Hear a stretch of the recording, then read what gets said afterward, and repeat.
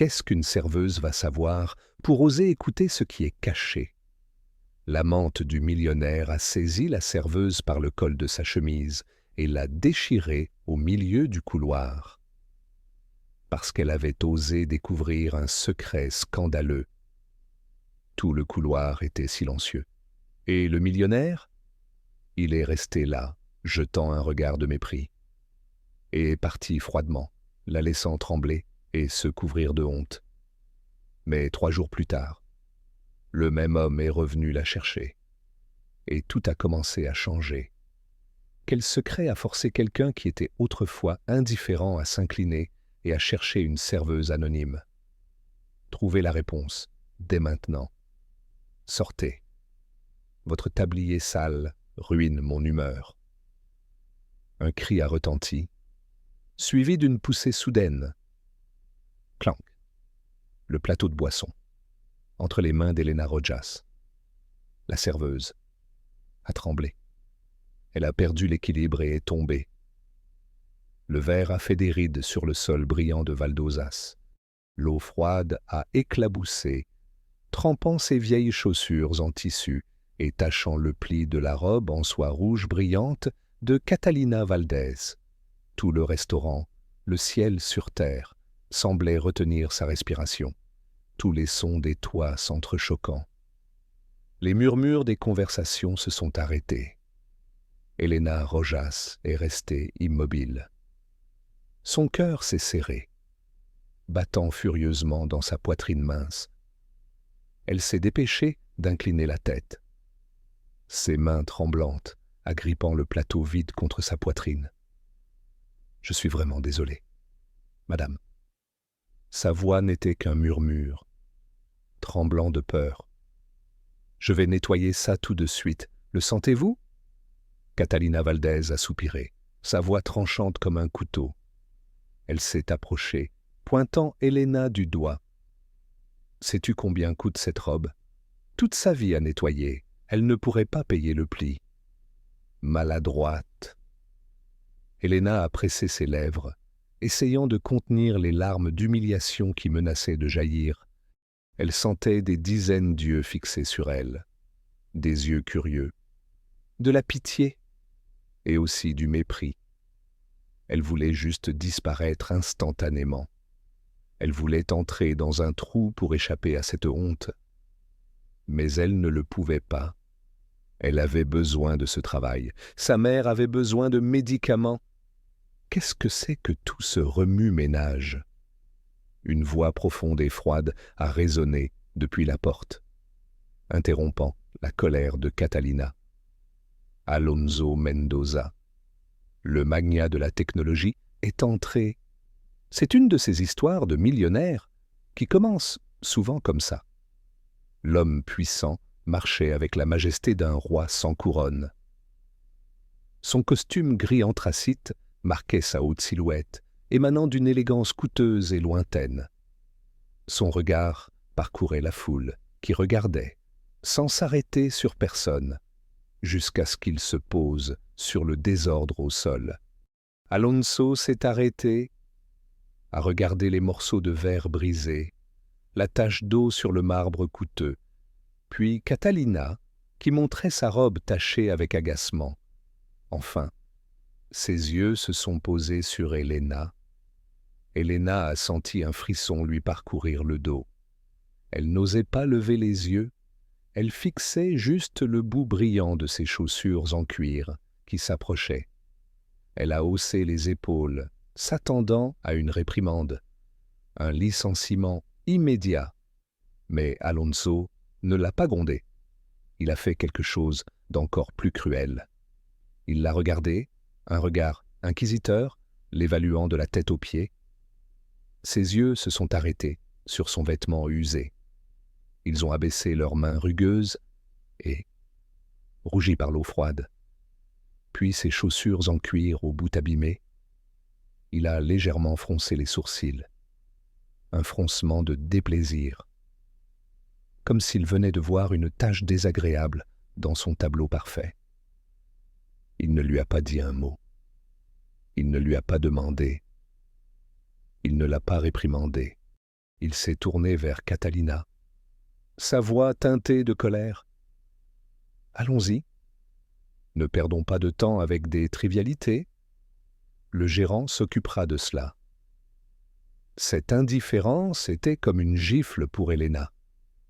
Il ne la considérait pas comme un être humain capable de faire des erreurs ou ayant besoin d'être éduqué. À ses yeux, elle n'était qu'un incident ennuyeux, un objet endommagé qui devait être retiré de sa vue. Cette invisibilité la faisait se sentir plus humiliée que 1000 réprimandes. Alonso est passé à côté d'elle, ses chaussures coûteuses marchant sur les morceaux de verre, créant un cri strident. Il a marché directement vers la zone B, le dos droit, plein d'arrogance. Catalina s'apprêtait à le suivre, mais soudain, il s'est arrêté. Son regard s'est accidentellement posé sur le visage accroupi d'Elena. Il y avait quelque chose de familier, de très familier. Catalina a fermé les yeux, se rapprochant. Elle a incliné la tête, essayant de voir clairement le visage caché par les cheveux rassemblés à la hâte. « Hé ! Catalina a parlé !» Sa voix n'était plus agressive, mais suspecte. « Lève ton visage !» Elena a sursauté. Elle a reculé, ses mains serrant le col de sa chemise comme si elle voulait se cacher. « Madame, je dois nettoyer. » Elena a essayé de lui échapper. « Je t'ai dit de lever ton visage. » Catalina a crié, étendant sa main pour relever soudainement le menton d'Elena. Leurs regards se sont croisés. Pendant une seconde, le temps a semblé s'arrêter.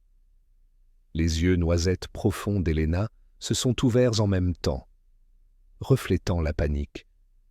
Et dans les yeux de Catalina, la suspicion est progressivement devenue de l'étonnement, puis a éclaté en un éclair empoisonné de reconnaissance. Catalina a lâché sa main, comme si elle l'avait brûlée. Elle a reculé, puis a ri.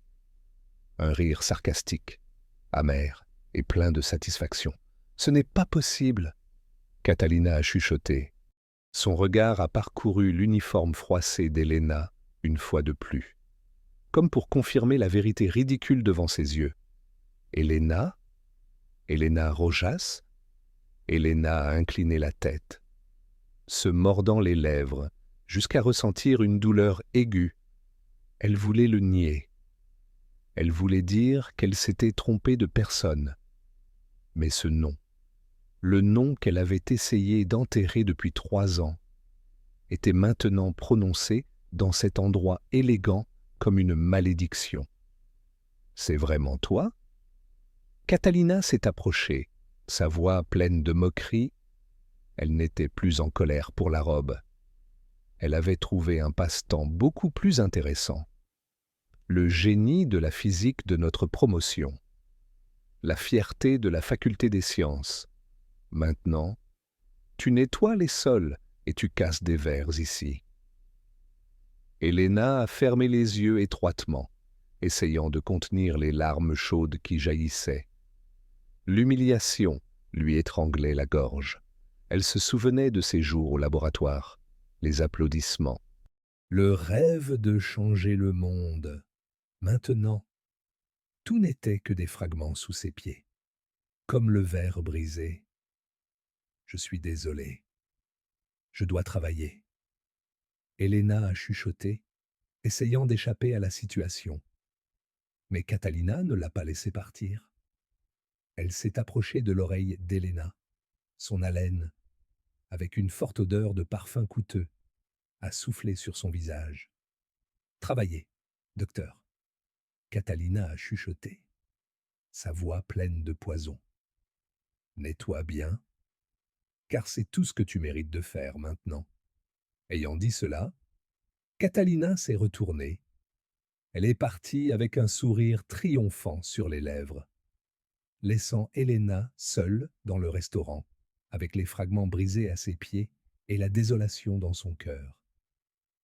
Elena s'est lentement agenouillée, commençant à ramasser les morceaux de verre. Une larme est finalement tombée, se mélangeant à la flaque d'eau froide sur le sol. « Maman, je suis désolée, pensa-t-elle, sa main tremblante serrant un morceau de verre tranchant, ressentant une douleur aiguë. Mais cette douleur l'a aidée à retrouver sa lucidité. « Je résisterai. Je réussirai. Nettoie-le bien. Ne laisse pas un seul morceau. » Les paroles de Catalina résonnaient encore dans ses oreilles, pleines de poison et de satisfaction, tandis que le talon de ses chaussures claquait rythmiquement sur le sol de Valdosa, s'éloignant vers la table VIP. Helena continuait de s'agenouiller sur le sol de pierre froide. Elle sentait le froid pénétrer son pantalon mince, se transmettant directement à ses genoux douloureux. Mais ce froid n'était rien comparé à celui qui se propageait dans sa poitrine. Ses mains, rugueuses et rougies par l'eau froide, continuaient de ramasser les morceaux de verre brisés. Un petit fragment tranchant a fait une coupure sur son index, laissant une traînée rouge. Helena a observé comment la goutte de sang frais s'écoulait lentement, se mélangeant à la flaque d'eau trouble sur le sol. Elle ne ressentait pas de douleur. La douleur physique à ce moment-là était une libération, une ancre qui la maintenait ancrée dans cette réalité cruelle, l'empêchant de se briser en morceaux comme du verre. Elle a respiré profondément, avalant les larmes qui menaçaient d'éclater. Elle ne devait pas pleurer. Pleurer à ce moment-là serait admettre la défaite. Ce serait donner à Catalina une victoire complète. Elle avait besoin de ce travail. Sa mère avait besoin de médicaments, et son dernier vestige de fierté ne lui permettait pas de s'effondrer devant ceux qui la méprisaient. Helena s'est levée, ramassant le désordre aussi vite que possible. Elle a marché vers le comptoir de service, essayant de garder le dos droit. Bien que ses minces épaules veuillent se courber sous un poids invisible, elle a bu un nouveau pichet d'eau fraîche, a respiré profondément pour se calmer, puis s'est dirigée vers la zone VIP. Chaque pas qu'elle faisait était comme porter du plomb. Elle entrait dans la fosse aux lions, là où les prédateurs attendaient de harceler une proie faible. Alonso et Catalina étaient déjà assis à la table, le meilleur emplacement du restaurant, avec vue sur la ville éblouissante, illuminée. Helena s'est approchée, posant doucement le pichet d'eau sur la table. Elle a essayé de bouger avec la plus grande délicatesse, aussi invisible que possible, comme un fantôme de serviteur. « Voici votre héros. Messieurs. » Sa voix était sérieuse, maintenant un professionnalisme froid. Catalina, qui regardait son téléphone, a levé les yeux en entendant la voix d'Helena. Le sourire sur ses lèvres a refleuri, doux mais si faux qu'il donnait des frissons. Ses yeux brillaient d'un intérêt félin, comme un chat jouant avec une souris. Elle savait qu'Alonso ne connaissait pas le passé d'Helena, et c'était son avantage pour jouer ce jeu à double face. « Oh, comme c'est rapide !» a dit Catalina. Ses yeux se sont posés sur la main d'Helena, étroitement bandée. « Mademoiselle Helena, j'ai entendu dire que ce restaurant est célèbre pour son traditionnel chile en nogada. Je suis très curieuse. » Elle a fait une pause, a regardé Alonso, puis a regardé à nouveau directement dans les yeux d'Helena. Son ton est devenu tranchant et plein de sous-entendus. Pourriez-vous m'expliquer la cinétique de phase du processus de caramélisation du sucre dans la sauce ou le principe de durabilité de la peau du piment poblano lorsqu'il est soumis à de hautes températures? J'ai entendu dire qu'il est très versé dans ceux-ci. Des théories complexes? Helena était figée. Ces termes, spécialisés de physique. Catalina essayait intentionnellement de les introduire dans la conversation sur la cuisine pour se moquer d'elle. Elle rappelait à Helena « Tu es docteur en physique, mais maintenant tes connaissances ne servent qu'à expliquer des plats. Alonso Mendoza, assis en face, avec un verre de mezcal à la main, gardait les yeux fixés sur l'écran de sa tablette. Il a entendu la question étrange de Catalina. Il a légèrement froncé les sourcils, mais pas par compassion pour la serveuse. Il a levé la tête, regardant Elena avec une expression de dégoût mêlée de mépris. À ses yeux, la question de Catalina était comme se moquer d'un enfant ou d'un imbécile. « Allez, Catalina !» Alonso a parlé, sa voix grave et paresseuse. Il n'a pas regardé Elena, mais s'est tourné vers son amante, niant légèrement de la tête. Si tu poses des questions pareilles, même un saint ne pourrait pas répondre, encore moins ce genre de personne. N'utilise pas de mots trop sophistiqués, cela va surcharger son cerveau. Les paroles d'Alonso étaient une démonstration sévère de mépris. Il ne savait pas qui était Elena, mais il supposait qu'elle était ignorante, stupide, incapable de comprendre le langage courant, et encore moins les termes scientifiques. Son mépris était naturel, l'instinct de la classe supérieure, regardant la foule en bas. C'est une de ces histoires de millionnaires qui affichent un profond préjugé. Catalina a ri, ravie qu'Alonso se soit involontairement jointe à son jeu. « Tu as raison, mon cher Alonso. » Elle a caressé son bras. « Je l'oublie toujours. » Sûrement, mademoiselle Elena n'est qu'une experte en nettoyage. N'est-ce pas? Elena a serré le plateau de service derrière elle.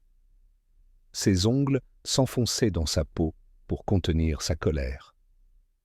Elle pouvait répondre. Elle pouvait expliquer à tous les deux la réaction de Maillard. La thermodynamique, avec une précision moléculaire. Elle pouvait laisser Alonso sans voix avec ses connaissances. Mais à quoi cela servirait-il? Cela ne ferait que satisfaire la curiosité morbide de Catalina, et cela lui coûterait son travail. Elle a pris une profonde inspiration, se forçant à incliner la tête encore plus, avalant le nœud amer dans sa gorge. « Messieurs, » a répondu Elena, sa voix monotone, dénuée d'émotion. Le chile en nogada est fait avec du piment poblano farci de viande et de fruits, recouvert d'une sauce aux noix. C'est une très ancienne recette traditionnelle mexicaine. Alonso assentit légèrement, avec une expression de satisfaction de type hautain. Il a fait un geste de la main pour indiquer qu'elle se retirait, comme s'il chassait une mouche. « D'accord. Apporte le vin. » Et cette fois, essaie de le tenir fermement. « Ne le casse pas à nouveau » dit-il, les yeux fixés à nouveau sur son téléphone. Je n'ai aucune patience pour la maladresse. Elena a serré les dents, reculant. L'humiliation de Catalina était une parole cruelle, mais le mépris ignorant d'Alonso était empoisonné. Lui, un homme puissant, avait le droit de juger l'intelligence des autres uniquement sur la base des vêtements qu'il portait. À ce moment précis, le téléphone d'Alonso a sonné. Il a répondu immédiatement, sa voix sérieuse mais autoritaire résonnant clairement dans l'espace VIP calme. « Oui, je révise le rapport sur le projet du module solaire 7, a dit Alonso, faisant glisser rapidement un doigt sur l'écran. Le taux d'efficacité photovoltaïque du matériau perovskite hybride. Écoutez attentivement. Le paramètre minimum doit être de 22,7%, plus ou moins 0,1%.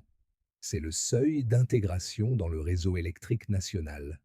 S'il est inférieur, nous courons le risque de surcharge. Elena était paralysée. Ses pas se sont arrêtés net dans l'air. 22,7%.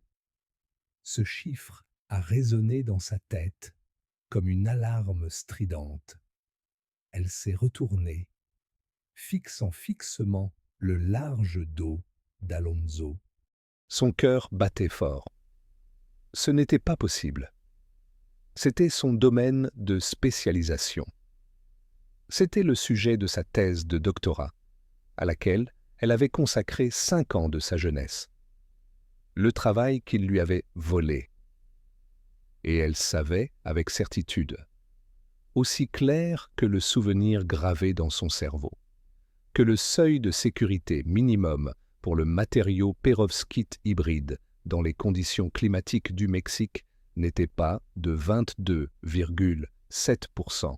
Il devait être de 23,2%, plus ou moins 0,1%. La différence de 0,5% pouvait paraître minime, inoffensive, mais en physique, appliquée à l'échelle d'un réseau électrique national. Ces 0,5% étaient la différence entre un fonctionnement stable et un désastre de surcharge. C'était la frontière entre la lumière et l'obscurité, entre la sécurité et le danger de mort. Je suis sûr que c'est 22,7%, mon cher Alonso. Catalina est soudainement intervenue, interrompant les pensées d'Elena. Elle s'est penchée sur la table, regardant l'écran d'Alonso avec une confiance excessive, mais avec une légère ombre d'inquiétude dans les yeux. J'ai déjà révisé le rapport de l'équipe de recherche. Ce chiffre est parfait. Ne t'inquiète pas trop. Elena a regardé Catalina. Dans ses yeux, il n'y avait pas de réelle compréhension. Seulement du calcul et le désir de cacher son ignorance. Elle mentait, ou elle ne comprenait absolument rien au travail qu'elle avait volé. Dans tous les cas, elle poussait le projet vers le risque. La main d'Elena a serré le plateau de service jusqu'à ce qu'elle ressente une douleur aiguë. Que devait-elle faire? Rester silencieuse et partir. C'est ce qu'une serveuse faisait, accepter son sort, garder son travail, gagner de l'argent pour les médicaments de sa mère. Laisser les riches s'occuper d'eux-mêmes. Mais des images de surcharge, de sous-stations, d'incidents incontrôlables sont apparus dans son esprit. Ses connaissances, la conscience d'une scientifique, se sont élevées puissamment, criant dans sa poitrine. Sa mère lui avait appris « Ne te tais jamais devant l'injustice. » Elena, sois qui tu es. Elena, inconsciemment, a fait un pas de plus, ses yeux fixés sur Alonso, attendant qu'il réalise l'irrationalité. À ce moment, Alonso a levé la tête, captant le regard d'Elena. Ce n'était pas le même regard qu'avant, mais un regard ouvert, plein d'étonnement et d'inquiétude. Pendant une seconde, leurs yeux se sont rencontrés, mais il n'y avait pas de compréhension dans les yeux d'Alonso. Son regard s'est refroidi immédiatement. Il a fermé les yeux, la regardant de la tête aux pieds avec le mépris le plus absolu, comme s'il venait de rencontrer un rat d'égout, écoutant les secrets des gens en secret. « Serveuse !» Alonso a grogné, sa voix grave mais pleine de menaces. Il n'a même pas pris la peine de se retourner complètement. Il a juste incliné la tête, lui jetant un regard méprisant. Qu'est-ce qu'elle fabrique? Écouter en secret la conversation des clients. Il s'est tourné vers Catalina, niant de la tête avec agacement, disant assez fort pour qu'Elena entende l'humiliation. « Tu vois? Ces gens sont toujours curieux de choses qui dépassent leur compréhension. Sûrement elle croit que pérovskite est le nom d'une nouvelle sauce. » Catalina a lâché un rire strident, perversement drôle. « Va-t'en !» Alonso a crié, secouant sa main pour l'effrayer comme une mouche gênante. « Concentre-toi sur ton travail de service. Ne laisse plus ta tête vide nous déranger. » Elena est restée immobile. Son mépris, cette fois, n'était pas seulement dirigé vers sa condition de serveuse. Il était dirigé vers son intelligence. Il considérait son inquiétude comme de la stupidité. Il considérait son cerveau, plein de connaissances, comme vide. Une vague de colère a explosé, ardente et féroce, brûlant la peur et la patience en elle. Elle a serré le plateau, s'est retournée et est allée rapidement vers la cuisine. 22,7%. Une erreur mortelle. Elle a murmuré pour elle-même. Le souffle court. Ils se moquent de moi. Ils me méprisent. Mais ils ne savent pas qu'ils jouaient avec le feu. Et moi, je ne peux pas permettre que cela continue ainsi. Elena a fait irruption dans la cuisine, comme un tourbillon, apportant avec elle la colère et l'anxiété qui l'agitaient, le bruit des couteaux et des planches, le grésillement de la poêle et la forte odeur de molle. Ils sont soudainement devenus oppressants. Elle a posé le plateau avec force sur la table en acier inoxydable, produisant un grésillement qui a fait se retourner certains assistants de cuisine. Mais Elena ne s'est pas inquiétée. Dans son esprit, il n'y avait que le risque de 22,7%. Elle a regardé autour d'elle, cherchant une silhouette familière.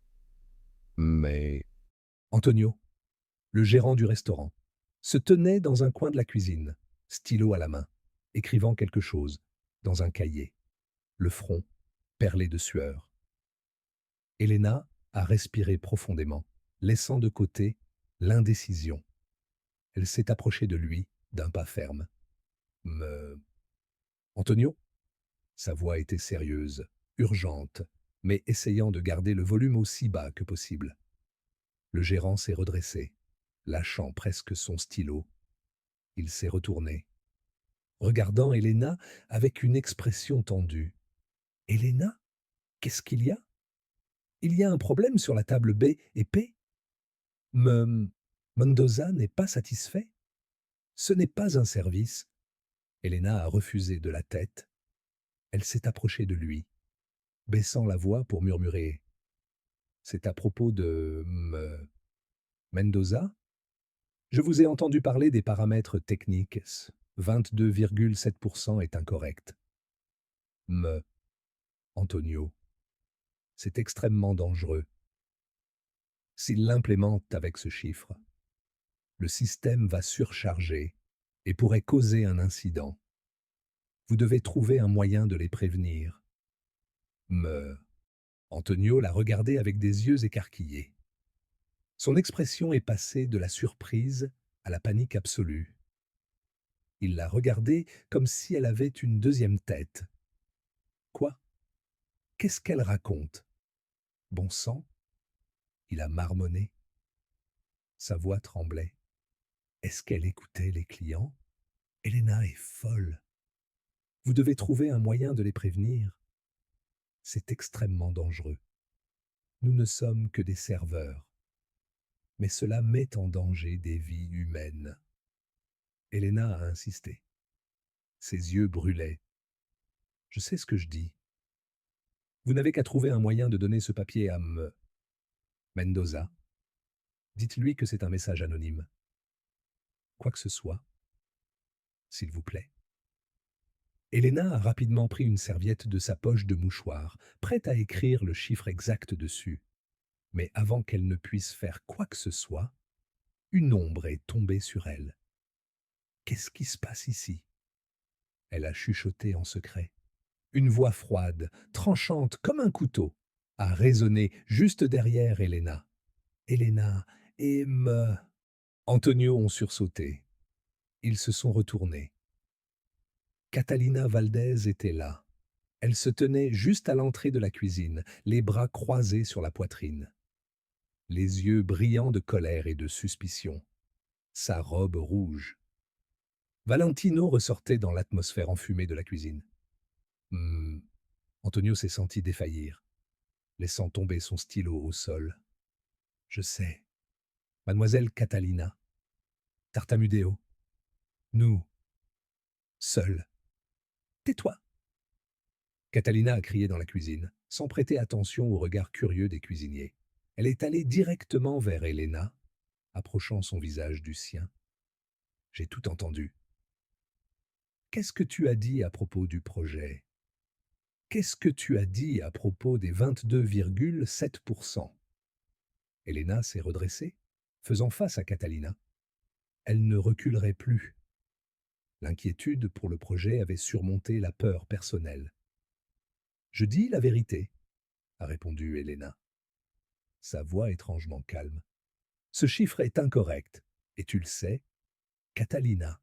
Les pupilles de Catalina se sont contractées.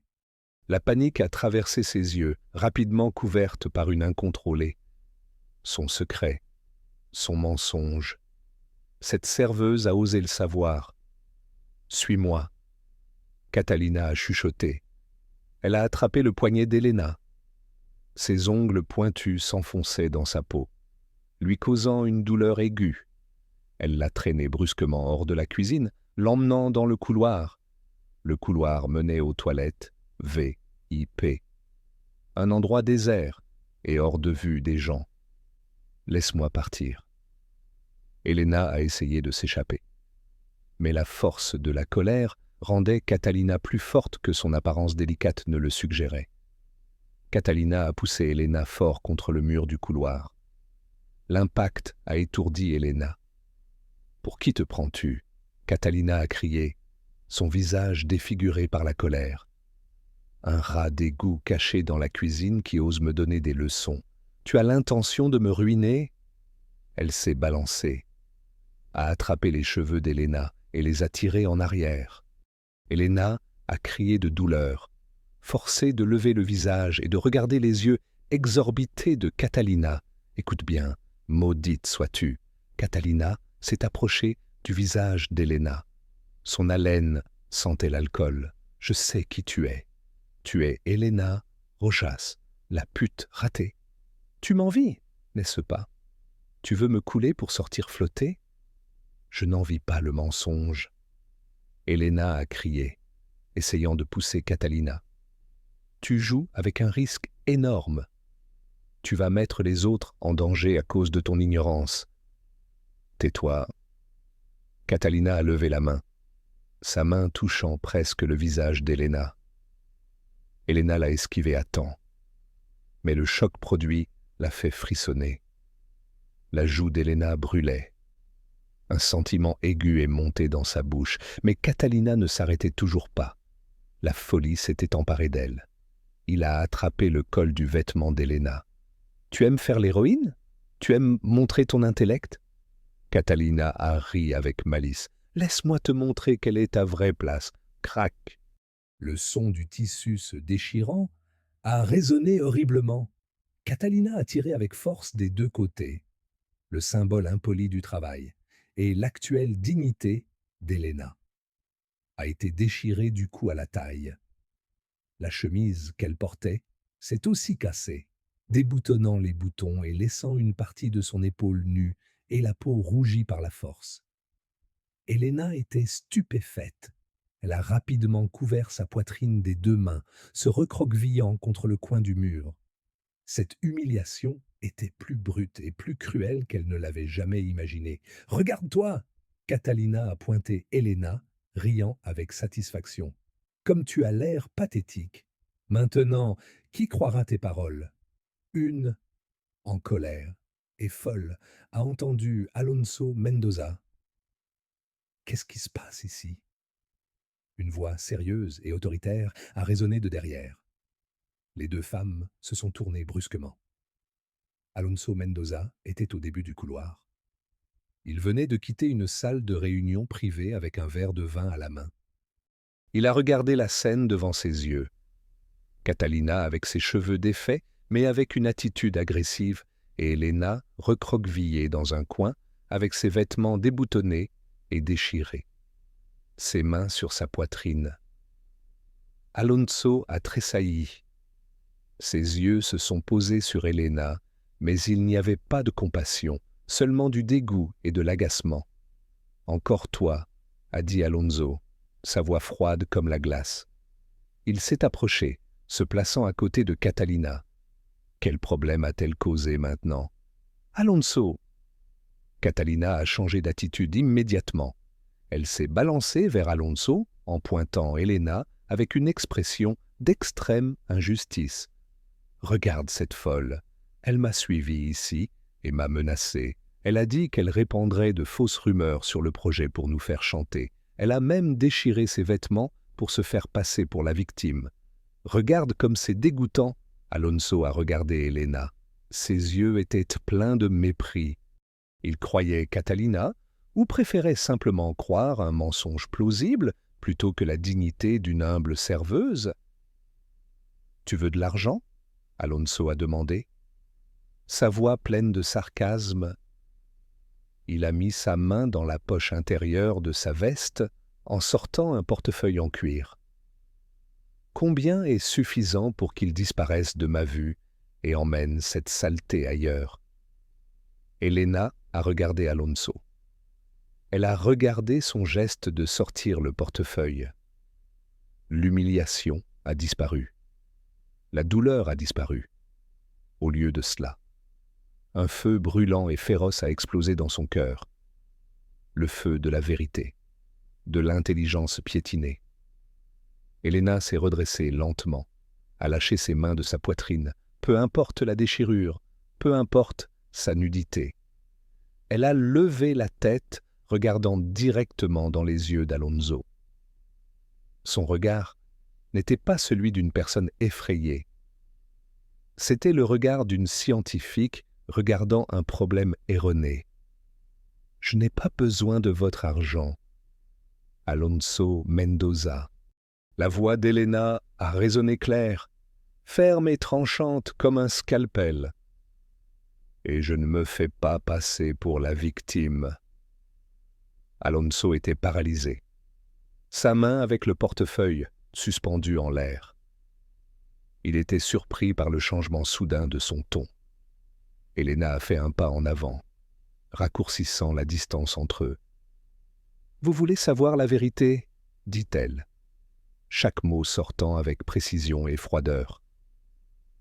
La vérité est que le photovoltaïque du matériau perovskite hybride dans l'obsiette ne peut pas être inférieur à 23,2% plus ou moins 0,1%.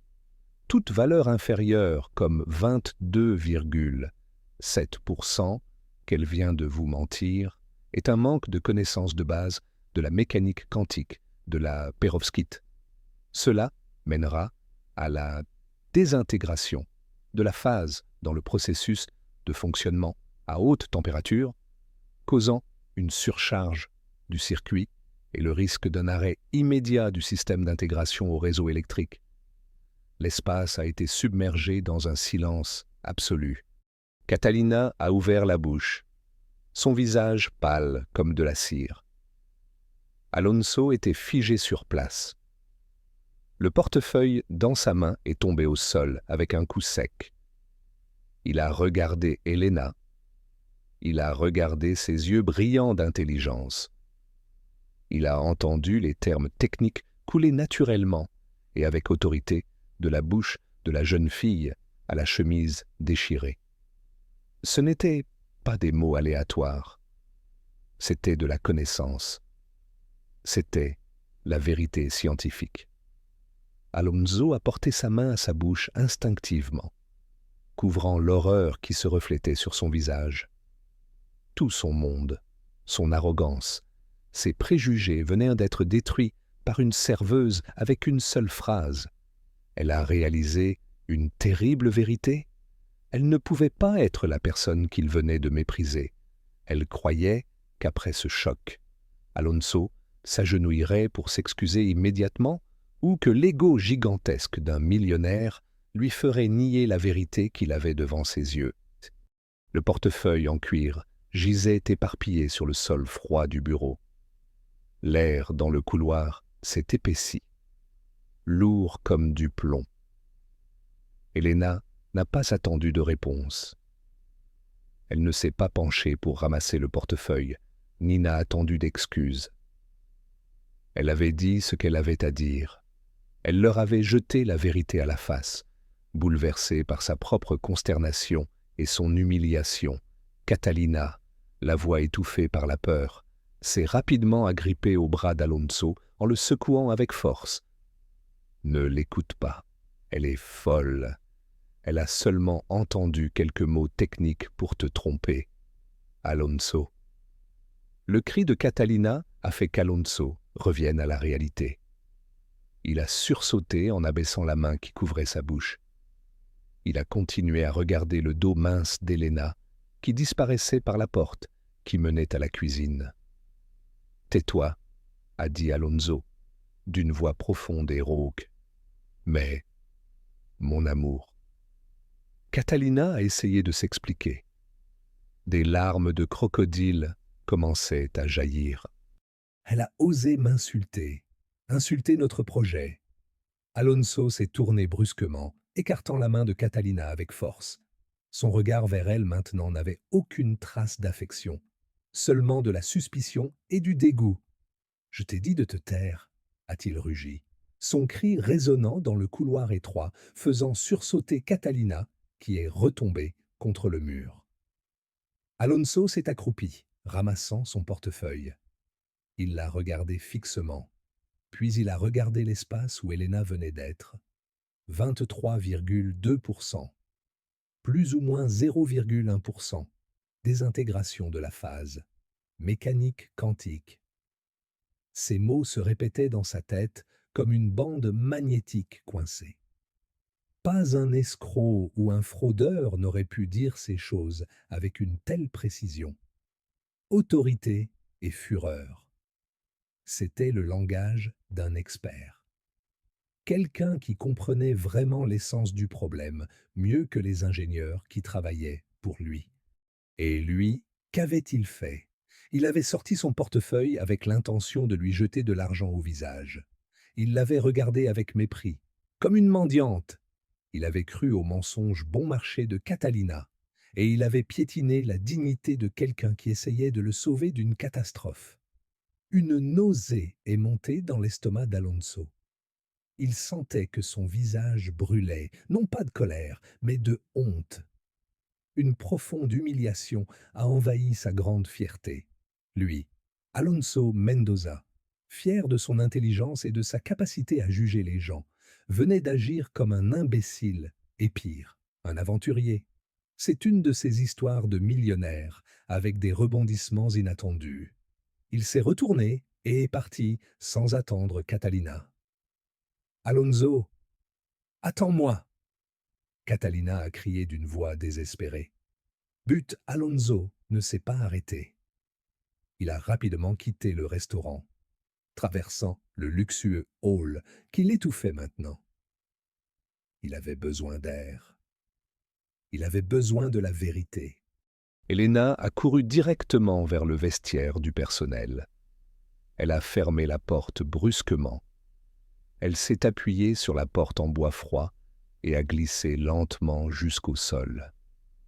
Ses mains tremblaient alors qu'elle essayait d'enlever son vêtement déchiré.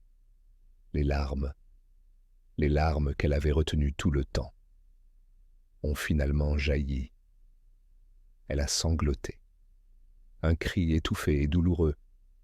Elle s'est regardée dans le miroir. Une fille avec ses cheveux en désordre, les yeux rouges et les vêtements mal ajustés.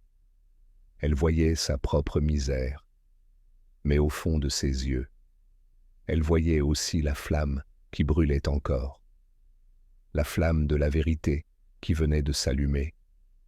Elle a séché ses larmes, respirant profondément. Elle ne pouvait pas s'effondrer là. Sa mère l'attendait.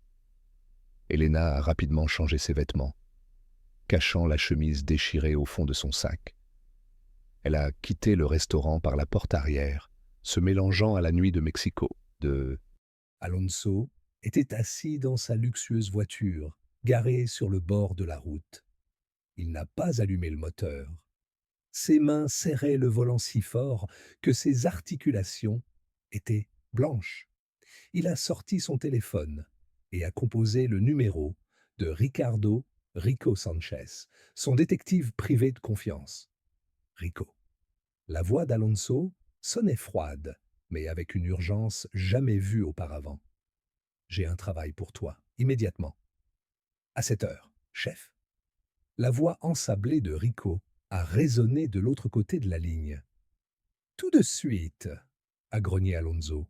« Je veux que tu enquêtes sur une personne. Son nom est Elena Rojas. Elle travaille au restaurant El Cielo en La Tierra. Il a fait une brève pause, se souvenant du regard brûlant d'Elena. Ne cherche pas seulement son curriculum. Je veux connaître son véritable passé, chaque école, chaque travail de recherche, chaque endroit où elle est passée, et aussi Catalina Valdez. Je veux tout savoir sur son ascension fulgurante au cours des 3 dernières années. Il a approfondi. Nommez rien, ça a l'air sérieux. Rico a commenté, sa voix maintenant complètement réveillée. Quelque chose s'est passé, je pense. Alonso a chuchoté, avec un regard fixe dans le vide sombre qu'il avait devant lui. Je pense que je viens de faire la plus grande erreur de ma vie, et j'ai besoin de connaître la vérité avant qu'il ne soit trop tard. Il a raccroché le téléphone et l'a jeté sur le siège passager. Il a regardé le ciel nocturne étoilé par la fenêtre de la voiture. La gueule de bois de la honte tremblait encore dans sa poitrine. Elena Rojas. Qui était-elle vraiment? 3 heures du matin, la Torre Imperio Solar s'élevait comme un phare froid dans la mer de lumière de Mexico. Au 45e étage, Alonso Mendoza ne dormait pas.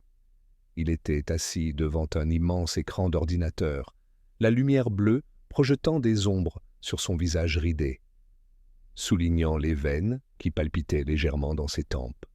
Son costume Armani de milliers de dollars gisait sur le canapé, la cravate dénouée, les manches de la chemise retroussées, révélant une tension extrême. Il n'attendait pas le détective Rico. Il était ingénieur avant d'être milliardaire. Et ce soir, il pratiquait une autopsie sur son propre projet ambitieux, 23,2%, a murmuré Alonso, tapant furieusement. Il a accédé au serveur de sécurité maximale de la corporation, extrayant le fichier de données original que Catalina lui avait envoyé 6 mois plus tôt.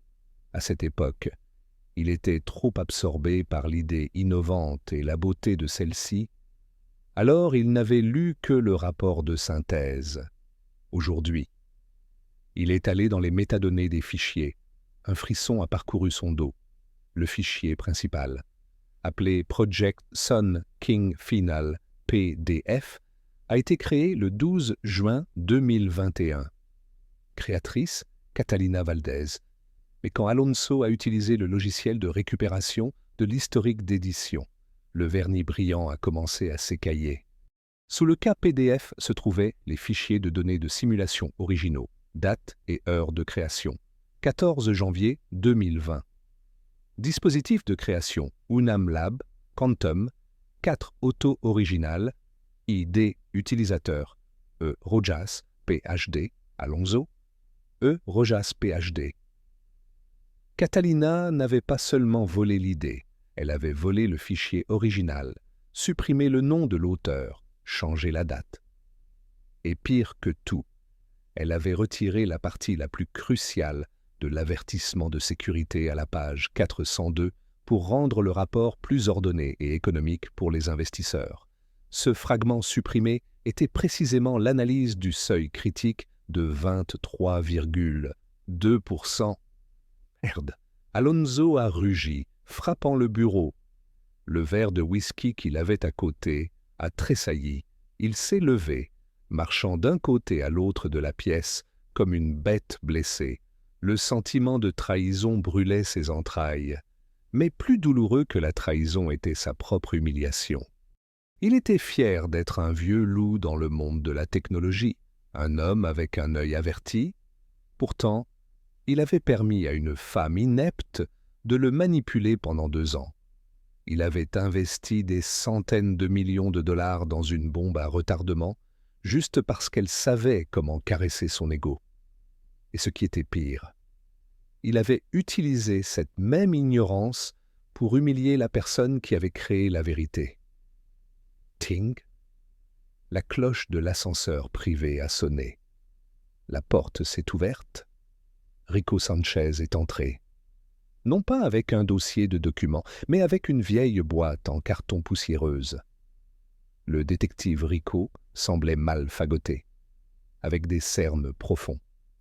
Sa veste en cuir puait le tabac bon marché.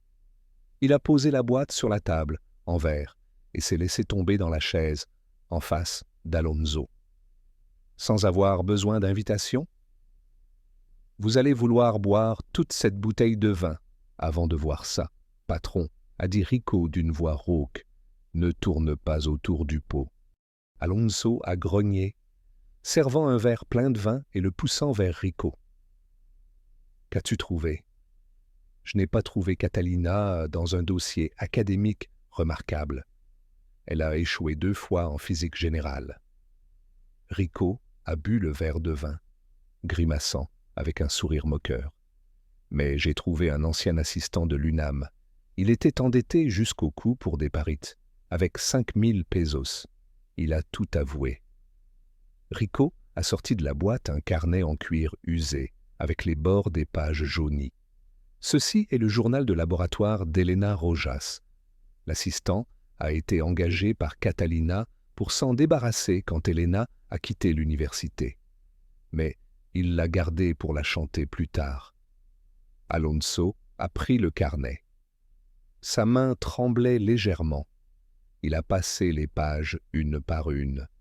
Des notes manuscrites, pleines de formules mathématiques complexes, des croquis de modèles cristallins, et même des taches de café ou de larmes. Sur la dernière page, datée du 20 mai 2021, la lettre est devenue gribouillée, précipitée. Maman s'est évanouie pour la 3e fois. Le médecin dit que le cancer a métastasé dans les os. 2 millions de pesos sont nécessaires pour la chirurgie. Aucune bourse ne couvre ce montant. Je dois choisir ma carrière ou maman? Adieu, Perovskite. Je suis désolé. Alonso a fermé le carnet. La grande pièce est soudainement devenue si suffocante qu'il ne pouvait plus respirer. Il s'est souvenu du regard d'Elena quand ils ont déchiré sa chemise. Ce n'était pas de la peur. C'était l'impuissance de quelqu'un qui avait sacrifié tout ce qu'il avait de plus précieux. Intelligence, avenir, honneur, pour sauver la vie d'un être cher, et qui a ensuite été piétiné dans la boue par ceux qui ont bénéficié de son sacrifice. Il avait ri de ses chaussures cassées. Il ne savait pas que chaque déchirure dans ses chaussures était une dose de chimiothérapie pour sa mère. C'est une de ces histoires romantiques touchantes. Où est-elle? Alonso a demandé d'une voix brisée, sans une trace de l'autorité d'un hôpital public de Santa Fe. Une zone de traitement du cancer pour les personnes à faible revenu. Rico a dit, son regard vers Alonso plein d'implications. Son quart de travail supplémentaire vient de se terminer. Elle est là? Alonso s'est levé d'un bond. Il a attrapé les clés de la voiture. Où allez-vous? Rico a demandé. Pour faire ce qu'un homme décent aurait dû faire il y a longtemps. Alonso a répondu, mais ensuite il s'est arrêté devant le grand miroir qui reflétait son apparence. Son costume cher, sa montre, Patek Philippe, son parfum cher. Tout lui a semblé soudainement ridicule et sale. Il a enlevé sa veste, la jetant au sol. Il a enlevé sa montre. Il l'a jetée sur le siège. Il a retroussé sa chemise, laissant son bras nu découvert. Il avait besoin d'y aller comme un être humain, pas comme un portefeuille ambulant. Rico. Alonso s'est retourné. Ses yeux brûlaient d'une détermination froide. Garde ce carnet en sécurité. Et prépare l'équipe juridique. Demain, je ne vais pas seulement annuler le contrat. Je vais dénoncer Catalina à la loi. Si vous étiez Elena, au bord de la vie et de la mort d'un être cher, avec la blessure de l'humiliation, Seriez-vous assez généreuse pour accepter les excuses de celui qui vous considérait comme une ordure? Ou l'amour-propre est-il un luxe que vous n'avez plus la force de maintenir? Hier, l'hôpital public de Santa Fe sentait le désinfectant bon marché, la sueur et le désespoir. Les lampes fluorescentes clignotaient dans le long et sombre couloir, où des lits rouillés gisaient partout. Elena était assise, accroupie sur une chaise en plastique dur, dans la zone d'attente pour payer la facture d'hôpital. Dans sa main, une liasse de billets froissés, les pourboires de toute la semaine, l'avance de salaire pour laver la vaisselle. Elle les comptait encore et encore. Il manquait encore 800 pesos. Le médicament spécial pour sa mère ne pouvait plus attendre. La douleur de la nuit précédente avait fait gémir Madame Isabelle, la mère d'Elena. Toute la nuit, les gémissements déchiraient le cœur d'Elena. Sa tête s'est enfoncée entre ses mains rugueuses. Ses minces épaules tremblaient de façon incontrôlable. Mais elle n'osait pas pleurer tout haut. La fierté d'un docteur en physique, la force de la fille qui a osé affronter Catalina, s'écroulait maintenant devant la petite somme de 800 pesos. Une paire de chaussures en cuir poussiéreuse s'est arrêtée devant elle. Elena n'osait pas lever la tête. Elle a pensé que c'était le garde de sécurité qui venait chercher les proches des patients. « Je pars tout de suite » dit-elle, d'une voix rauque, séchant rapidement ses larmes. « Vous n'avez pas besoin d'aller nulle part. » La voix familière a résonné. Sérieuse, mais plus le mépris froid. Elle contenait un tremblement réprimé. Elena a levé la tête, soudainement. Alonso Mendoza était là. Il ne ressemblait pas au roi qu'elle avait rencontré au restaurant. Ses cheveux étaient un peu emmêlés, sa chemise blanche mal ajustée. La sueur perlait son front. Il était au milieu de ce couloir, sale comme un intrus. Mais le regard qu'il donnait était complètement différent. Ce n'était pas de la pitié, ce n'était pas du jugement, mais un cri mêlé de douleur. Elena s'est levée d'un bond, l'instinct de défense surgissant avec force. Elle a reculé, appuyant son dos contre le mur froid, cachant précipitamment la liasse de billets derrière son dos, comme si elle avait peur qu'il voie sa misère. « Qu'est-ce que vous faites ici, monsieur ?» Elle a soupiré, avec un regard plein de prudence. « Ne me dites pas que vous êtes venu jusqu'ici pour réclamer votre honneur. »« Hein ?» Alonso a regardé la liasse de billets qu'elle cachait. Il a compris la situation immédiatement. Il a mis sa main dans la poche de son pantalon. Mais il s'est arrêté. Il s'est souvenu de ce qu'elle avait dit la nuit dernière. « Je ne fais pas la victime. Si je sortais de l'argent à ce moment-là, je la mettrais à nouveau dans une situation inconfortable. » Il a sorti sa main vide de sa poche. « Je suis ici pour rendre ça. » Alonso a sorti un petit objet de la poche intérieure de sa veste. Le carnet en cuir usé. Les pupilles d'Elena se sont contractées. Sa respiration s'est coupée. C'était son journal de recherche. Le carnet qu'elle pensait avoir perdu pour toujours. Pourquoi? Elle a murmuré, étendant sa main mais sans oser le toucher. Pourquoi l'avez-vous? Je l'ai lu, a dit Alonso, faisant un pas en avant, plaçant respectueusement le carnet entre ses mains. J'ai tout lu, de la première à la dernière page. J'ai vu les 23,2%.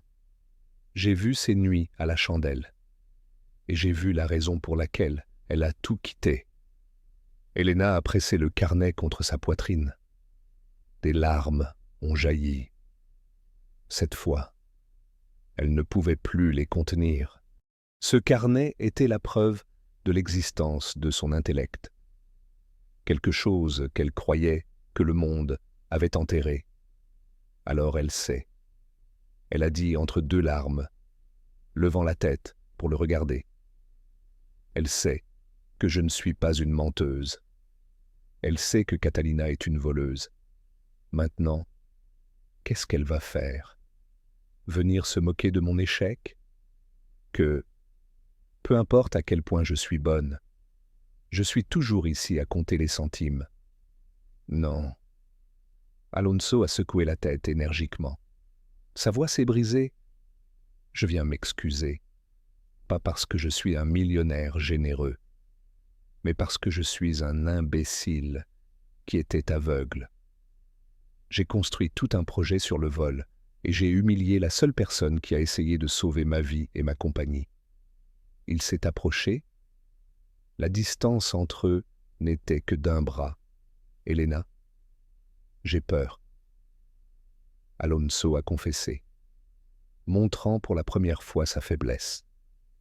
J'ai révisé le système de simulation avec 22,7% de Catalina. Il a donné une erreur rouge. Si j'appuie sur le bouton de démarrage demain, la sous-station centrale va échouer sévèrement. Vous avez sauvé les vies de centaines de personnes, y compris la mienne. Elena gardait le silence. Son ignorance, son aveu, sa pure peur atténuaient partiellement la colère dans son cœur. Il n'était pas venu pour lui faire une faveur. Il était venu parce qu'il avait besoin de sa vérité. « Je ne l'ai pas fait pour vous, » a dit Elena, sa voix redevenant calme. « Je l'ai fait pour la science et pour ma conscience. »« Je sais, » a admis Alonso, « et c'est pourquoi j'ai besoin de vous. Pas comme employé, mais comme la véritable auteure de ce travail. » Il a pris une profonde inspiration, faisant l'offre à laquelle il avait pensé tout au long du chemin. « Demain est la cérémonie de signature. Je ne l'annulerai pas. » Elena a sifflé le signe, déçue. Va-t-il encore continuer avec ce mensonge? Non. Le regard d'Alonso est devenu tranchant. Je vais en faire un procès. Je veux qu'il soit là, sur scène, à mes côtés, et que de sa propre bouche, il dise au monde la vérité sur les 23,2%. Je veux qu'il récupère son nom, juste devant Catalina et tous ceux qui l'ont méprisé. Elena était stupéfaite.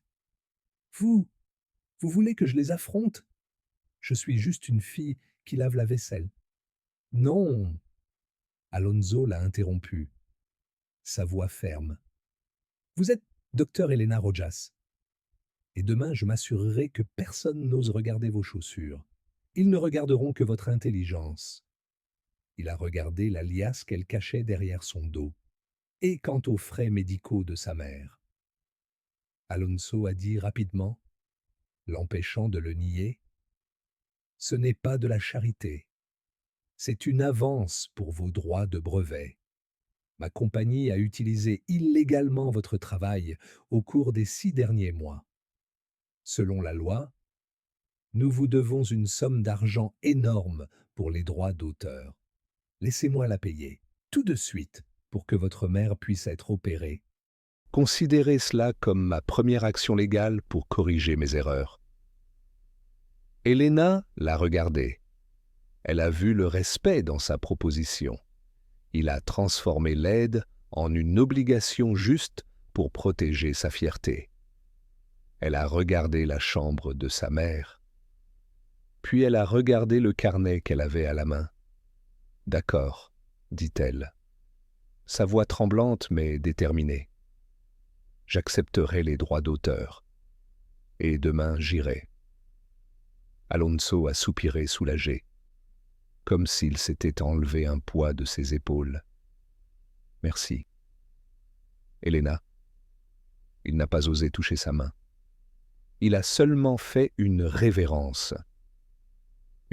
profonde et respectueuse qu'il n'avait jamais offerte à personne auparavant. C'est une de ces histoires romantiques pleines de surprises. Quand Alonso s'est retourné et a marché dans le couloir de l'hôpital, Elena l'a suivi du regard. Pour la première fois, elle n'a pas trouvé son dos détestable. Elle était seule. Mais elle essayait de rester debout sous le poids de la vérité.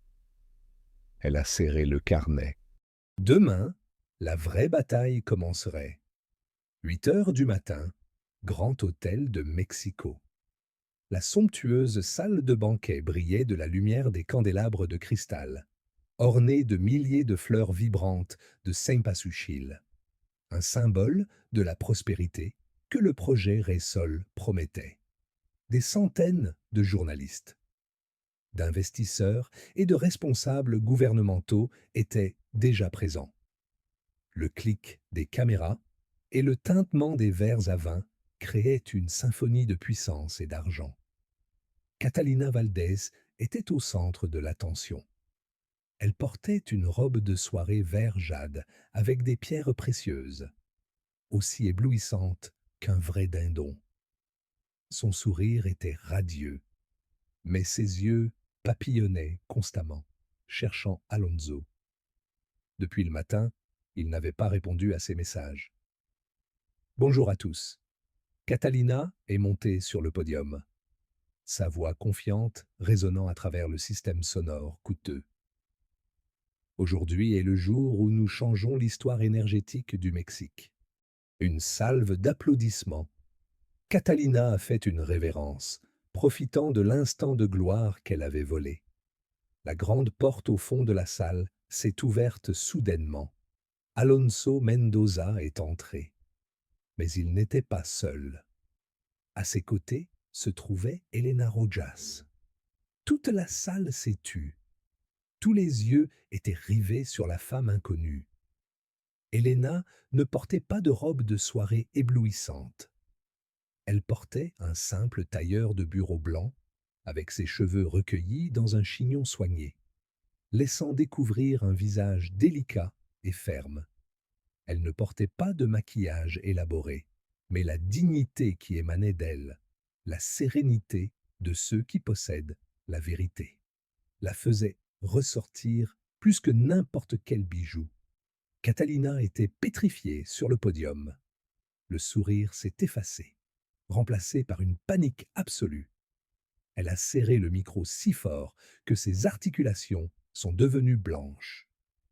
Alonso a mené Elena directement sur la scène, laissant place à la foule qui murmurait. Il est monté sur le podium, a pris le micro de la main de Catalina, avec douceur mais détermination. Merci pour votre introduction, Catalina, a dit Alonso, sa voix froide, sans prendre la peine de la regarder. Mais la partie technique de la présentation, je pense que je devrais la laisser entre les mains du véritable auteur. Quoi? Qu'est-ce que tu fais, bon sang? Catalina a sifflé, essayant de baisser la voix. Mais le micro a quand même capté son tremblement. C'est qui cette fille? Tu vas m'humilier devant tout le monde? Alonso s'est tourné, regardant directement dans les yeux de Catalina. Je ne t'humilie pas. Je ne fais que rendre la vérité à sa place légitime. Il s'est tourné vers Elena, s'asseyant pour l'encourager.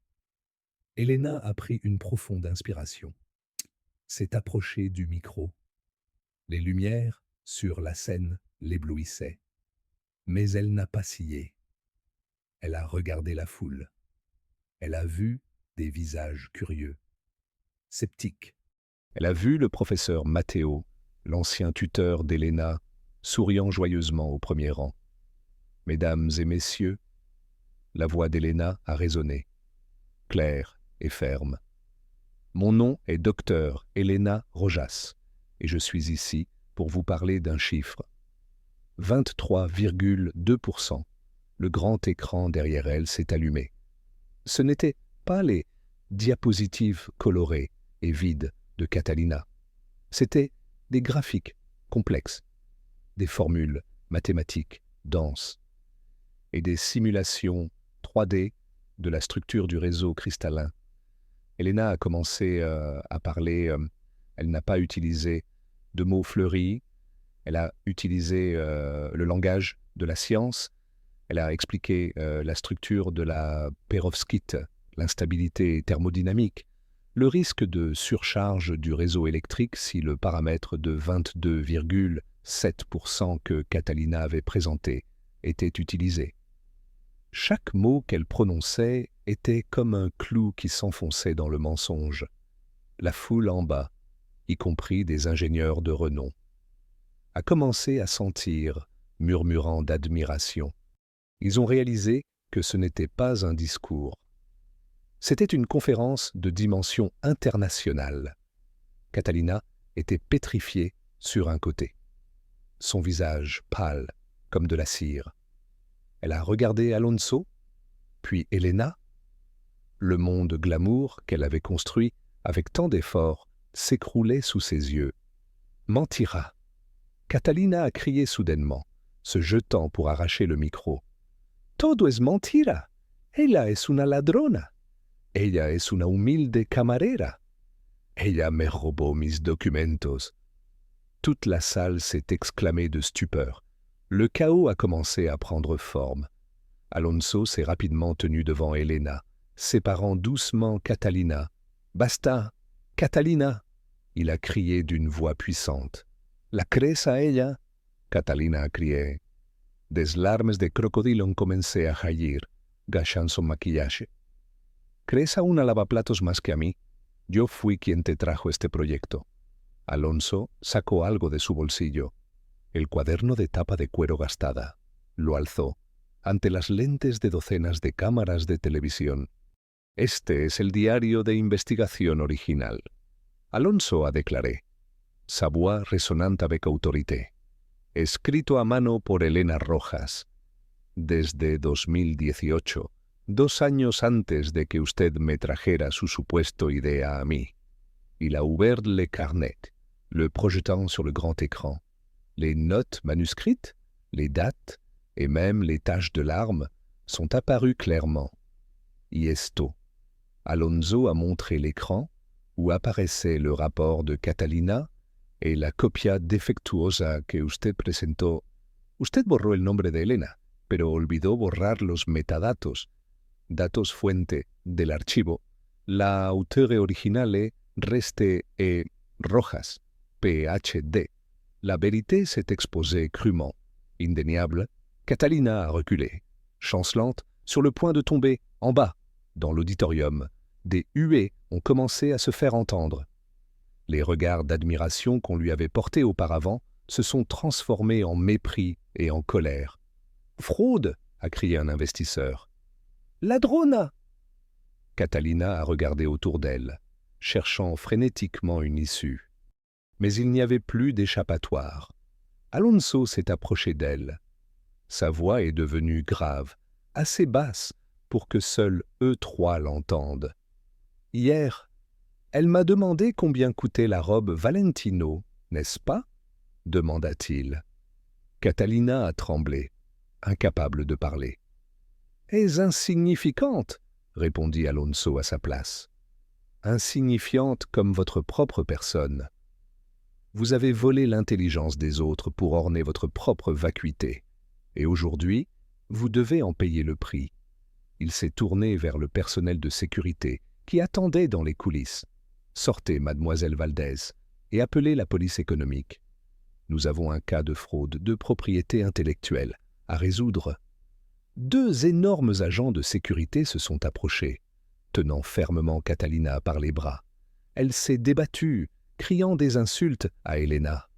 Mais ces cris ont été rapidement étouffés par l'applaudissement tonitruant du public.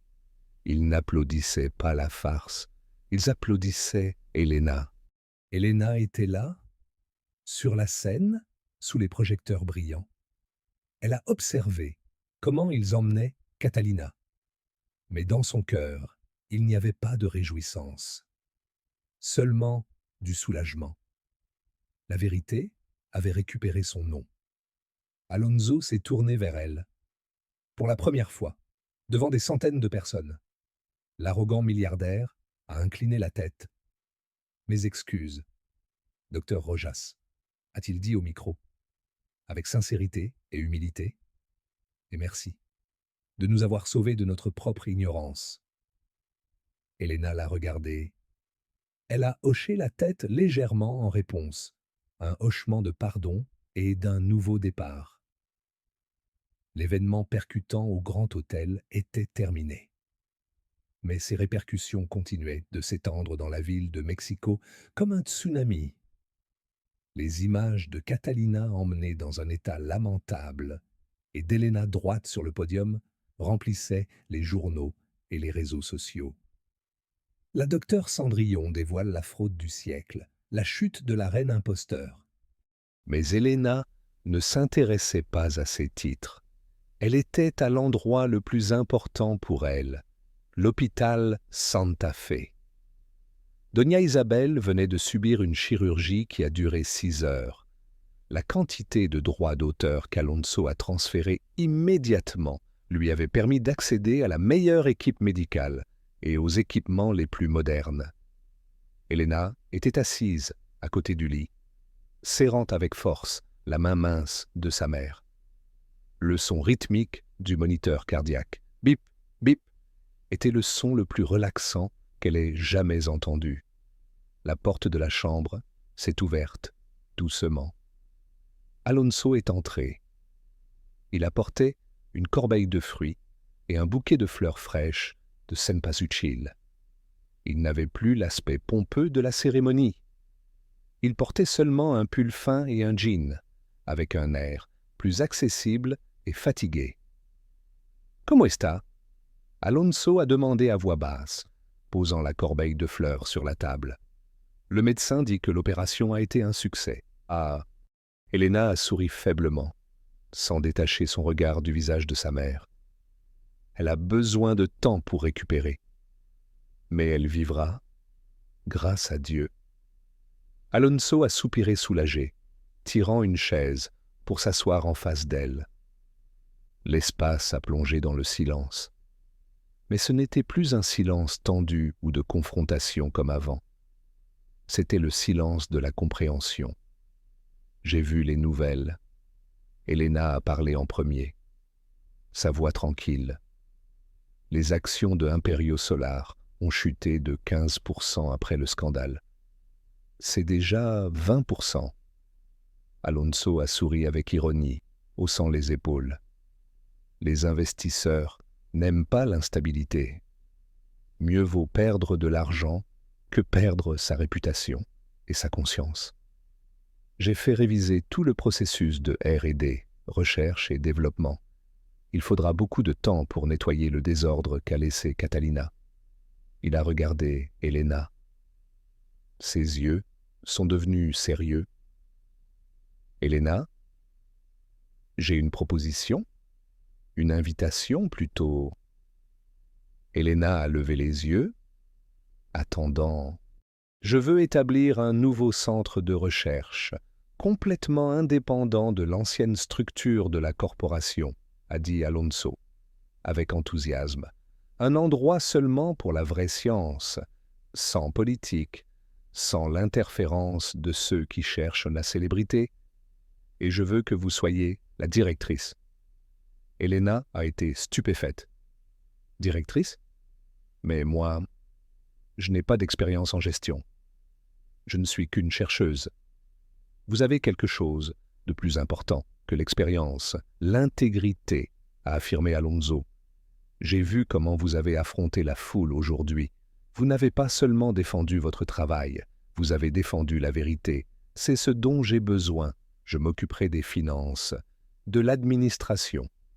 Vous n'avez besoin de vous soucier que de la science. Faites briller les 23,2% et développez des choses encore plus grandes.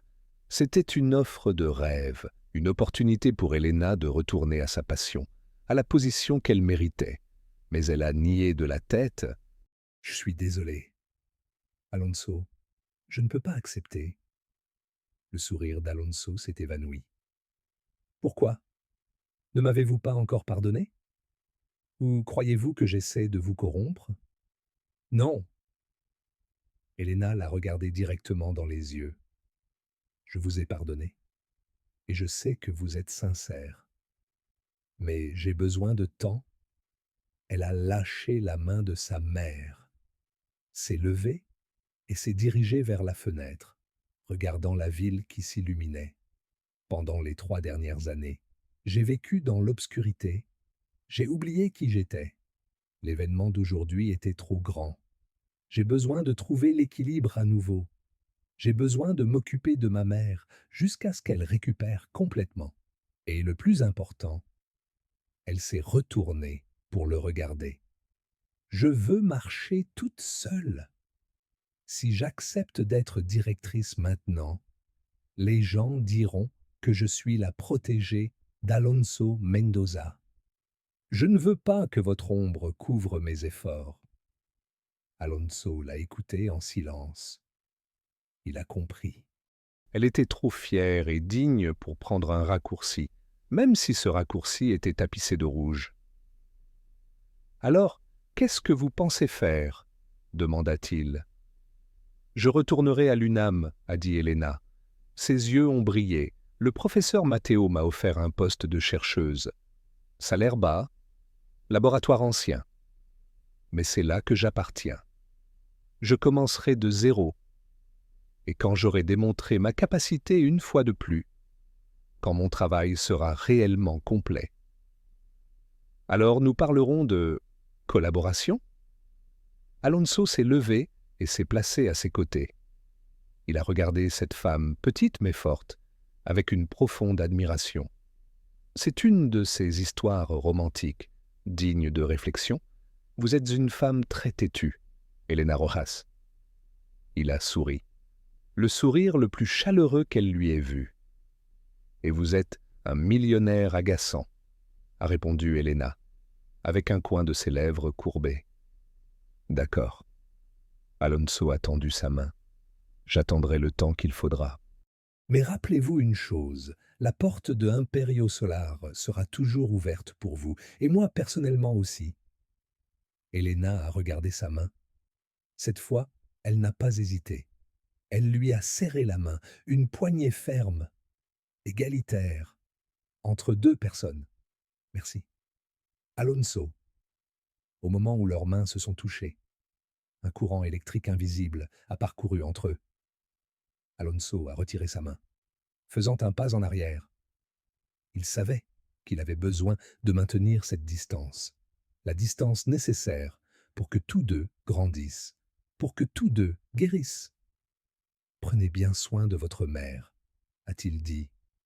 Puis, il s'est retourné et s'est dirigé vers la porte. Mais avant de disparaître, il s'est retourné, lui faisant un clin d'œil avec malice. « Ah, et rappelez-vous de garder ces chaussures. Elles me rappellent que je ne dois jamais sous-estimer une femme avec des chaussures cassées. » Elena a lâché un éclat de rire. Son rire clair a résonné dans la chambre d'hôpital, dissipant l'odeur du désinfectant. Elle a suivi son ombre, ressentant une étrange légèreté dans son cœur. Elle est retournée au lit, a pris son carnet de recherche, a ouvert une nouvelle page et a posé la plume. La nouvelle vie de la docteure Elena Rojas commençait aujourd'hui, non pas au sommet de la gloire, mais avec ses propres pas fermes. La plume d'Elena s'est arrêtée sur la page blanche. L'encre noire était encore humide. Reflétant la lumière néon du laboratoire, elle n'a pas fermé le carnet immédiatement. Elle l'a laissé là, comme une preuve du commencement. Le temps a passé entre des montagnes de documents, des nuits blanches et des débats avec le professeur Matteo. 6 mois. Elena était devant le miroir dans la salle d'attente de l'Auditorium de la Liberté à l'université UNAM.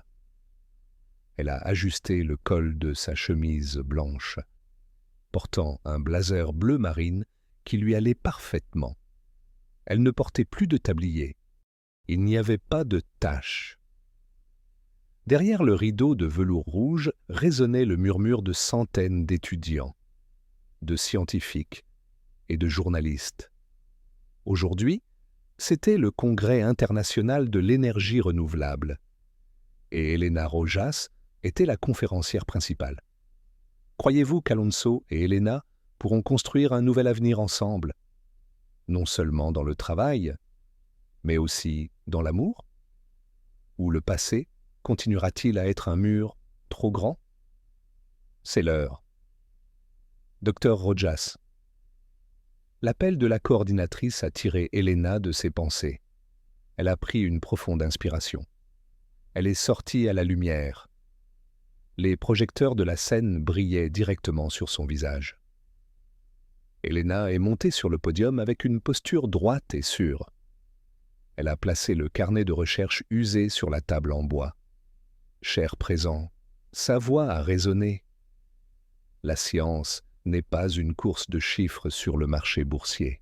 La science est l'honnêteté envers la nature. T. Et aujourd'hui, je veux parler de la vérité du matériau de perovskite hybride. Elle a commencé sa présentation. Le chiffre 23,2% est apparu sur le grand écran.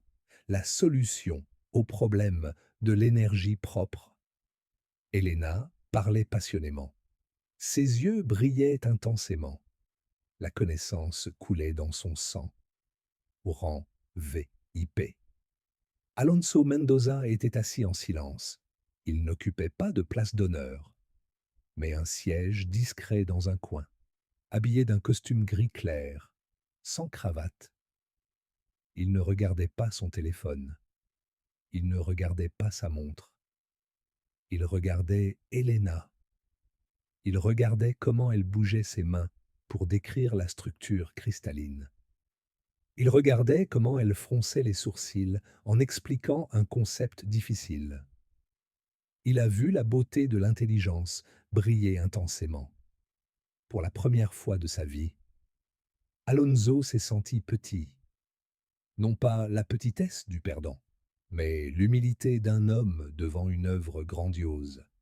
Il a réalisé que la femme sur la scène n'avait pas besoin qu'il l'aide. Elle volait de ses propres ailes. Et pour cela, l'intégrité est le paramètre le plus important dans chaque équation. Elena a terminé sa présentation. Tout l'auditorium a gardé le silence pendant une seconde. Puis, un applaudissement a résonné. Solitaire, lent, ferme. Elena a regardé vers d'où venait le son. Alonso s'était mis debout. Il applaudissait. Ses yeux fixés sur elle, pleins d'admiration et de respect absolu. Son applaudissement a été comme une étincelle. Tout l'auditorium s'est mis debout simultanément. Les applaudissements ont résonné comme un tonnerre, sans cesse. Le professeur Matteo a séché ses larmes. Les étudiants ont acclamé. Elena était là, souriant. Son sourire n'était pas pour la foule. Il était pour l'homme qui était dans le coin sombre, 15 minutes plus tard, derrière la scène. Elena était en train de ramasser ses documents quand elle a senti une présence familière derrière elle. Elle s'est retournée. Alonso était appuyé sur le cadre de la porte, les mains dans les poches du pantalon. Il semblait hésiter. Une excellente présentation. « Docteur Rojas ?» dit-il, d'une voix douce. « Merci. Monsieur Mendoza ?» Elena a répondu, sa voix s'adoucissant aussi. « Je ne pensais pas que vous viendriez. Je ne pouvais pas manquer ce moment. » Alonso s'est approché. Maintenant une distance prudente. Je voulais être témoin de votre retour de mes propres yeux. Et j'ai quelque chose que je veux vous montrer. Il lui a remis une mince chemise de documents. « Qu'est-ce que c'est que ça ?» Elena a demandé. En l'ouvrant, « Le fonds de bourse Luz del Sol. » Alonso a expliqué. « Destiné exclusivement aux jeunes scientifiques dans des situations difficiles, ceux qui ont dû abandonner leurs études pour des charges familiales. Comme cela vous est arrivé, j'ai destiné 30% des bénéfices de cette année du groupe à ce fonds. C'est une de ces histoires de millionnaires avec des actions significatives. » Elena a été stupéfaite. Elle a regardé les chiffres, puis l'a regardé. « Pourquoi faites-vous cela? Pour m'impressionner? » Non. Alonso a nié de la tête. Son sourire a disparu, remplacé par une gravité. Je le fais parce que j'ai appris la leçon la plus coûteuse de ma vie. Combien de talents sont enterrés là-bas seulement parce qu'ils portent des chaussures cassées? Je ne veux pas qu'une autre Elena, de plus, doive nettoyer des tables. Je veux leur donner une chance. Elena l'a regardé profondément dans les yeux. Elle n'a pas trouvé de calcul. Elle a seulement vu le regret transformé en action. L'homme arrogant d'autrefois n'existait plus. Celui qui était en face d'elle était un nouvel être humain qui savait s'incliner pour élever les autres. Son cœur a tressailli, non par gratitude, mais par affinité. « Vous avez changé, Alonso ?» dit-elle à voix basse. « Je devais changer. » Alonso a répondu. « Sinon, je ne serais pas digne d'être ici dans la même pièce avec vous. » Il a pris une profonde inspiration, comme s'il réunissait tout son courage pour l'opération la plus risquée de sa vie. Il a tendu la main, la paume vers le haut, un geste d'invitation égalitaire. Nom de concession? Docteur Rojas, Elena. Sa voix a tremblé légèrement. Je sais que je n'ai pas le droit de te demander quoi que ce soit, mais pourrais-je t'inviter à dîner? Pas dans un restaurant 5 étoiles, pas aux chandelles, pas avec des vins chers, juste un dîner normal. Il l'a regardé fixement dans les yeux, avec un regard suppliant. Cette fois, je promets de ne pas regarder le téléphone. Je promets de te regarder directement dans les yeux et d'écouter chaque mot que tu diras, comme un ami, comme un égal. Toi, me donnerais-tu cette chance? Elena a regardé sa main. Puis elle l'a regardé dans les yeux. Elle s'est souvenue du premier jour où il est entré au restaurant, en l'ignorant. Et maintenant, il était là, attendant son approbation, comme s'il attendait un verdict. Elle a souri, le sourire le plus radieux qu'elle ait jamais eu. Un dîner normal? Elle a demandé de nouveau, le plus normal possible. Alonso a affirmé. Elena a fermé la chemise de documents et l'a laissée sur la table. Elle s'est approchée, a posé sa main sur la sienne. D'accord, Alonso. Mais c'est moi qui choisis l'endroit, et c'est toi qui paies, parce que tu me dois encore des excuses pour ce tablier déchiré. Alonso et Elena sont sortis de l'auditorium après les applaudissements. La main chaude et rugueuse d'Elena effleurait la paume douce d'Alonso. Il lui a serré la main légèrement, dans le restaurant El Rincón de Abuela, dans une petite ruelle. Alonso était assis en face d'Elena, tenant maladroitement un taco trempé dans la sauce. Alors, Elena a demandé « Est-ce du goût royal de monsieur ?» C'est... Alonso a pris une bouchée. C'est plus bon que n'importe quoi d'autre que j'ai mangé dans le cielo en la tierra. Sérieusement? Elena a lâché un éclat de rire. C'est le goût de la vérité. Alonso, sans ornement ostentatoire, sans prix exorbitant. Juste des ingrédients réels et un cœur véritable. Alonso a posé le taco, s'essuyant les mains. Il a regardé Elena. Tu as raison. J'ai vécu trop longtemps dans cette coquille de fausse ostentation. J'ai toujours pensé que les choses chères étaient celles qui avaient de la valeur. Je me suis laissé porter par Catalina seulement parce qu'elle savait comment s'habiller avec des choses brillantes. Qu'est-ce qui s'est passé avec elle? Elena a demandé. Alonso a soupiré, buvant de son horchata. Mal, très mal. La plainte pour violation de droits d'auteur et fraude financière lui a tout enlevé. Sa famille lui a tourné le dos, ses amis l'ont abandonné. Hier, mon avocat m'a dit qu'elle vendait peu à peu ses objets de marque pour payer les frais judiciaires. Elle m'a appelé, en pleurant, en suppliant. Tu l'as aidée? Non. La voix d'Alonso était froide. Je ne me venge pas, mais je ne sauve pas celui qui ne se repent pas. Elle doit apprendre à assumer la responsabilité de ses actions. C'est le prix de ses décisions. Elle a choisi le mensonge. Elle a obtenu la solitude. Quant à toi, il a regardé Helena, ses yeux doux. Tu as choisi la vérité et tu as tout récupéré. Helena a nié doucement de la tête. Elle a regardé ses mains. Pas tout. Alonso. Les cicatrices sont toujours là. L'humiliation de ce jour-là ne disparaîtra jamais tout à fait. Mais elle me rappelle qui je suis. Je le sais. Alonso a tendu sa main par-dessus la table, attrapant sa main, et je consacrerai le reste de ma vie à soigner cette cicatrice, pas pour l'effacer, mais pour m'assurer que personne n'ose plus te blesser. Elena a regardé dans ses yeux. Tu n'as pas besoin de me sauver. Alonso, dit-elle, je me suis déjà sauvée toute seule. Je le sais. Alonso a souri. C'est ce que j'admire le plus chez toi. Tu as seulement besoin de faire une chose. Helena lui a serré la main doucement. Tu as seulement besoin d'arrêter d'être au-dessus de moi. Tu es descendu ici. Tu t'es assis dans cet endroit. Tu as mangé ce taco avec moi. C'est alors que nous pouvons commencer. Commencer quoi?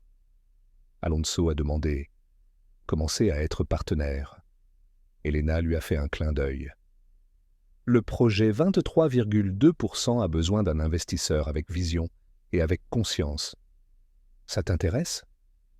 Alonso a lâché un éclat de rire. Intéressé? Je serais un imbécile si je refusais. Un an plus tard, Helena et Alonso étaient ensemble devant la plaque commémorative de l'inauguration du Centre de recherche et développement énergétique Rojas Mendoza. Le vent soufflait les mèches de cheveux d'Helena et Alonso les a caressées doucement. Ils étaient épaule contre épaule. Un journaliste a pointé un micro vers Alonso.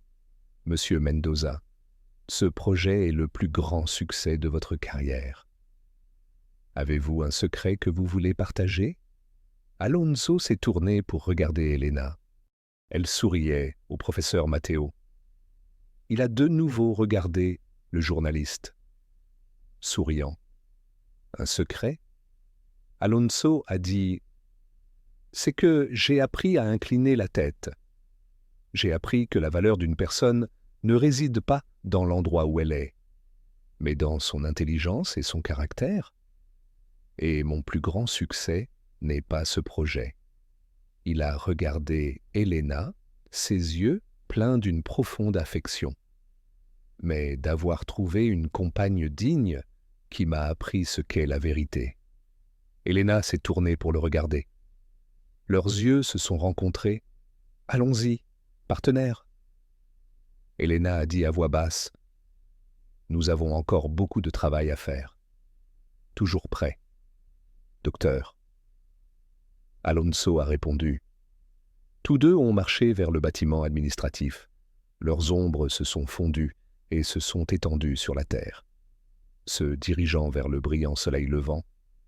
Derrière eux, le passé était terminé, et un avenir égalitaire et brillant s'ouvrait, aussi vaste que le ciel du Mexique. La robe coûteuse.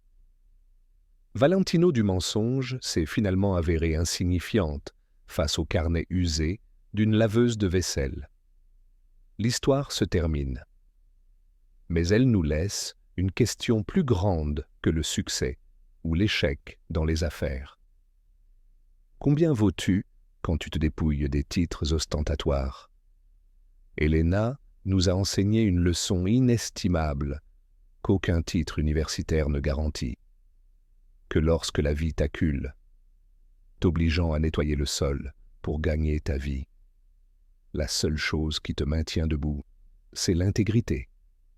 Elle a prouvé qu'un tablier sale ne peut cacher la lumière de l'intelligence, et que la pauvreté ne signifie pas vendre sa conscience.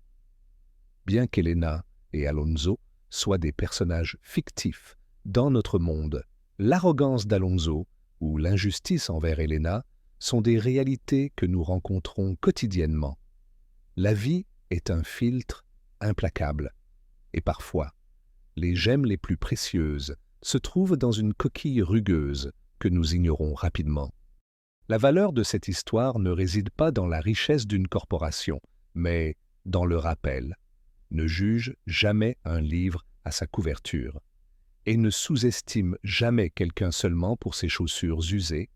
Si l'histoire de courage et de vérité a touché votre cœur, laissez un commentaire. Je choisis la vraie valeur, ci-dessous. Dans un monde qui valorise les apparences, nous voulons savoir si vous choisissez encore de regarder au plus profond de l'âme. N'oubliez pas de mettre un j'aime, de partager et de vous abonner à la chaîne Histoire avec magie pour qu'ensemble nous diffusions les leçons humaines les plus profondes. Et partagez vos pensées. Avez-vous déjà été jugé à tort seulement pour votre apparence? Et qu'avez-vous fait pour prouver votre vraie valeur? Merci d'avoir écouté et évalué cette histoire. 0 à 10. Nous nous voyons dans Histoire avec magie où les histoires fictives nourrissent les valeurs vraies.